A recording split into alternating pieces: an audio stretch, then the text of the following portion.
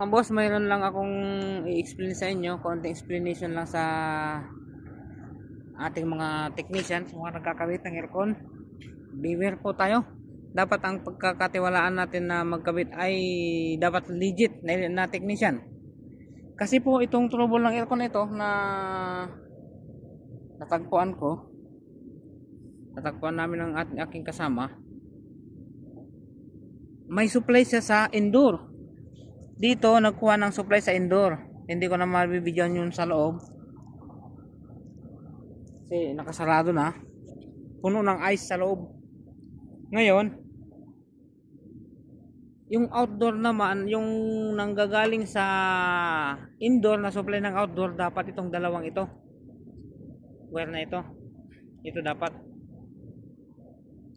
Ang nangyari, yung output dito sa disconnecting switch na yan sinama dito sa outdoor. So kapag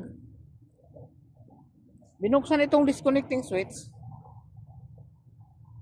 at pinatay lang sa remote sa baba, matik yan, aandar pa rin itong unit na ito. Kasi ito, yan ang dalawang dilaw, yan, dalawang dilaw din dito, konektado pa rin. Ginamper lang dito, ito yung kasing galing sa baba na wire, itong dalawa na ito. Yan, yung dalawa na yan. So gagawin natin, i-disconnect natin dito. Kasi may switch na sa baba ito.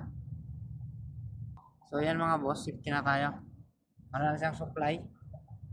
Yan, tinanggal ko na, tinipan ko na. May switch naman ito sa baba. So pwede na yan. Alis na lang natin yung wire nito.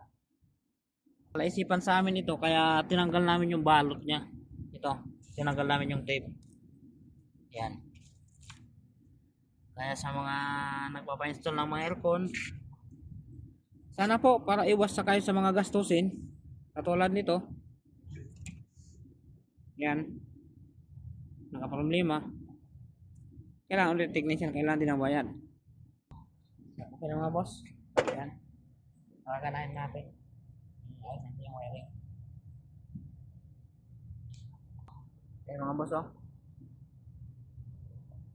tubig na kasi pati compressor may karoon ng ice kasi umaandar yung outdoor, hindi gumagana yung indoor.